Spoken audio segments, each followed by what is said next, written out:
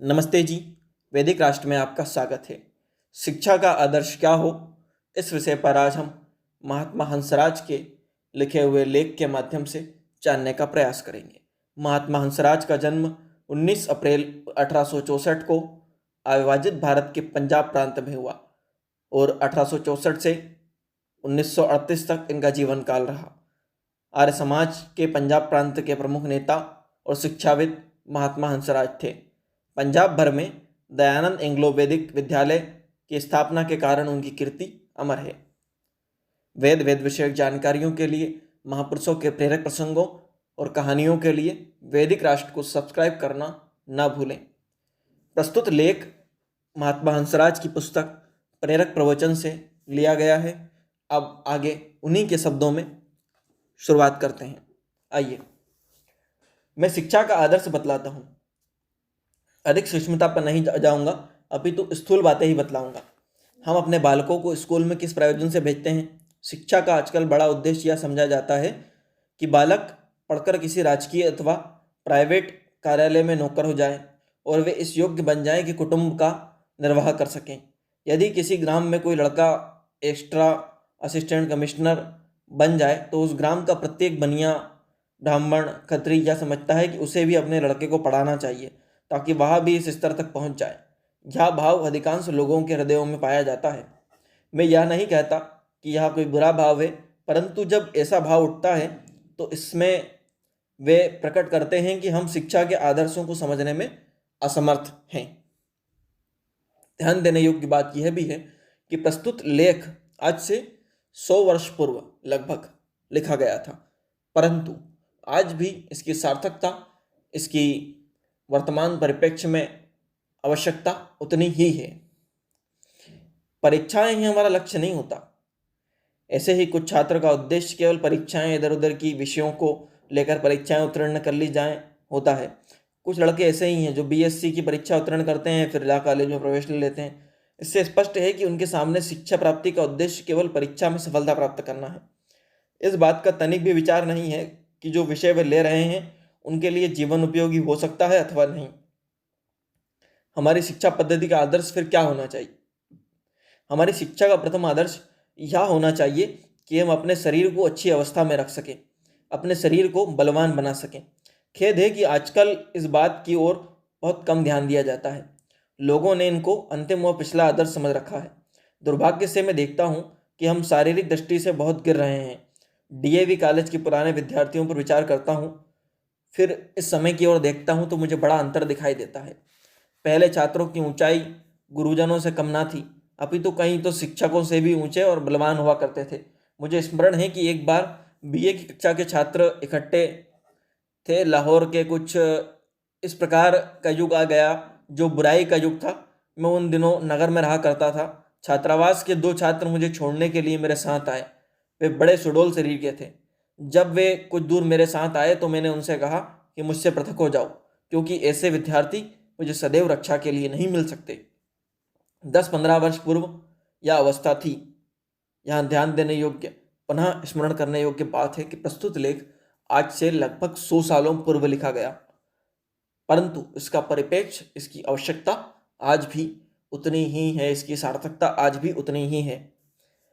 आजकल देश में ऐसी परिस्थिति उत्पन्न हो गई है कि जिससे लोगों की प्रकृति में बड़ा अंतर आ गया है। छात्रों में ना वह ऊंचाई, वह शक्ति, वह रंगत, वह यौवन है, न समय के एक विद्यार्थी से इस समय के 2-2, 3-3 छात्र बन सकते हैं। पुराने समय में जो विद्यार्थी हुआ करते थे उनका एक विद्यार्थी आज के 3 विद्यार्थी के बराबर है। अर्थात उस समय का एक विद्यार्थी अगर ले लिया जाए तो आज के 3 विद्यार्थी बन जाए। और यह बात आज भी 100 साल बाद भी उतनी ही सार्थक है। आज भी लगातार शारीरिक क्षमता के मामले में हमारी दशा गिरती जा रही है। शारीरिक दृष्टि से हमारा देश बहुत नीचे पहुंच गया है तथा छात्र अपनी शक्ति को नष्ट कर चुके हैं। यदि हम अपने देशवासियों की शारीरिक अवस्था की विदेशियों की शारीरिक अवस्था से तुलना करें तो मुझे एक प्रियजन का यह वचन स्मरण होता है कि जब मैंने मुंबई, वर्तमान मुंबई, जब आज से 100 साल पहले ये लेख लिखा गया था तब मुंबई बम्बई के नाम से जानी जाती थी। मैंने जब मुंबई में पग रखा तो मैंने कहा, क्या या मैं भारत में आ गया हूँ या किसी अनाथालय में आ गया हूँ? ऐसी ही स्थिति हमारे छात्रों की हो रही है आज। इसका कारण यह है कि लोगों ने शिक्षा का उद्देश्य केवल परीक्षा उत्तीर्ण करना और मानसिक शक्ति का विकास करना ही मान लिया है तथा शारीरिक शक्ति की ओर से वो विमुख हो गए हैं। अतः शिक्षा का उद्देश्य न केवल मानसिक शक्ति का विकास अपितु समस्त शारीरिक शक्तियों को सुदृढ़ करना होना चाहिए।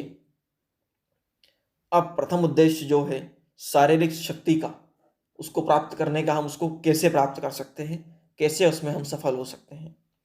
हमारी शारीरिक अथवा शारीरिक सामर्थ्य अच्छा कैसे हो, ठीक कैसे हो सकती है, इसके लिए सर्वाधिक अनिवार्य ब्रह्मचर्य का पालन है। प्रत्येक छात्र को जान लेना चाहिए कि वह ब्रह्मचारी है, उसका संबंध किसी स्त्री से नहीं होना चाहिए। उसे यह समझना चाहिए कि केवल पवित्र रहना ही नहीं अपितु ब्रह्मचर्य से हड्डियों को दृढ़ बनाना है। बंगाल व मद्रास में जब कभी किसी वृक्ष को नष्ट करना होता है, विशेष रूप से रस निकालने वाले वृक्षों को जैसे खजूर आदि, वे उस वृक्ष के नीचे छेद करके उसके रस को निकालने देते हैं। धीरे धीरे वृक्ष सूख जाते हैं और गिर पड़ते हैं। ऐसे ही जिस छात्र के जीवन का रस निकल जाता है उसकी वृद्धि कभी नहीं हो पाती, निश्चित ही वह दिन प्रतिदिन सूखता जाएगा। इसीलिए आवश्यक है कि जीवन का रस मनुष्य के भीतर स्थिर रखा जाए। स्मरण रखो, ब्रह्मचर्य आप में धर्म का भाव, मुख पर लालिमा, तेज उत्पन्न करेगा। प्रत्येक को यह समझना चाहिए कि उसकी शिक्षा का प्रथम उद्देश्य यह है कि शरीर को दृढ़ किया जाए। शरीर को बलवान बनाने की विधि ऊपर बता ही दी गई है। इस उद्देश्य की सफलता का द्वितीय अंश यह है कि हम अपने स्वभाव आदतों को इस प्रकार बना लें कि जिससे आयु दीर्घ हो, हम दृढ़ बने। हमारे पूर्वज तप का जीवन व्यतीत किया करते थे, अच्छी आदतें डालते थे। वे स्वास्थ्य को ठीक रखने के लिए सामान्य बातों को भी स्वभाव का अंग बना लेते थे, जैसे प्रतिदिन स्नान करना, दातुन करना आदि। परंतु खेद है कि आजकल लोगों की आदतें बिगड़ रही हैं। लोग पुरानी आदतों को छोड़ते जा रहे हैं। हमारे पूर्वज शीघ्र सो जाते थे और प्रातः शीघ्र उठ बैठते थे, परंतु अब 2 बजे तक जागना और दोपहर तक सोना ही अच्छा समझा जाता है। सोच जाने से पूर्व चाय आवश्यक समझी जाती है। इन आदतों के बिगड़ने से स्वास्थ्य पर विपरीत प्रभाव पड़ रहा है। शारीरिक स्वास्थ्य का प्राप्त करने के लिए तीसरी आवश्यक बात व्यायाम है। व्यायाम के संबंध में छात्रों की परीक्षा होनी चाहिए। क्या इससे अच्छा हो कि हमारे विश्वविद्यालय इसकी एक परीक्षा अनिवार्य कर दें, जैसे कि 66% उपस्थिति वाला छात्र ही परीक्षा में बैठ सकता है। ऐसे ही कुछ निश्चित व्यायाम करने के पश्चात ही परीक्षा में बैठने की अनुमति उसको दी जाए। हमारा व्यायाम आवश्यक नहीं कि हॉकी, फुटबॉल, टेनिस और क्रिकेट ही हो। यहाँ आप ऐसे खेल खेल सकते हैं जो आपके लिए आवश्यक हैं, कि आप तैरना, जिम्नास्टिक आदि सीखें, उनका व्यायाम करें। इस प्रकार कॉलेज से पृथक होकर आपको कष्ट नहीं होगा। प्रथम उद्देश्य की प्राप्ति के लिए 3 बातें आवश्यक है: ब्रह्मचर्य, अच्छी आदतें के डालना और व्यायाम। यह शिक्षा का प्रथम आदर्श है। स्मरण रखो, जब तक आपका शरीर दृढ़ नहीं होगा, आप संसार में कोई कार्य नहीं कर सकते। 100 वर्ष पूर्व महात्मा हंसराज ने अपनी पुस्तक प्रेरक प्रवचन के माध्यम से जो लेख लिखा शिक्षा के ऊपर, उसका प्रथम चरण, प्रथम आदर्श शिक्षा का शारीरिक सामर्थ्य को बताया। उसको प्राप्त करने के लिए 3 उद्देश्य बताए: ब्रह्मचर्य, अच्छी आदतों को डालना और व्यायाम। इन तीनों को विद्यार्थियों को जीवन में अनिवार्यतः उतारना चाहिए।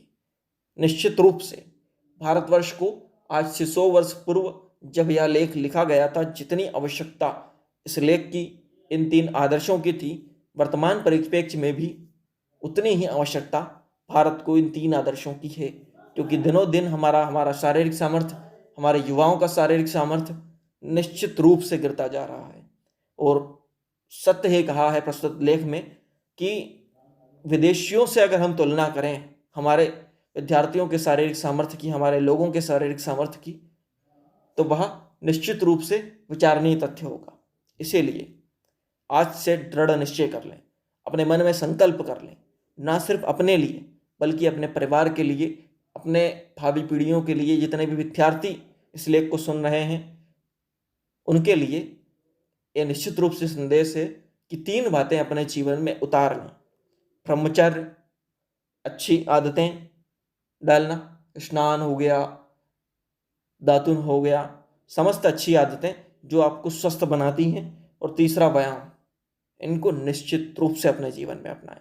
वेद विषयक जानकारियों के लिए, महापुरुषों के जीवन प्रसंगों के लिए, प्रेरक प्रसंगों के लिए वैदिक राष्ट्र को सब्सक्राइब करना ना भूलें।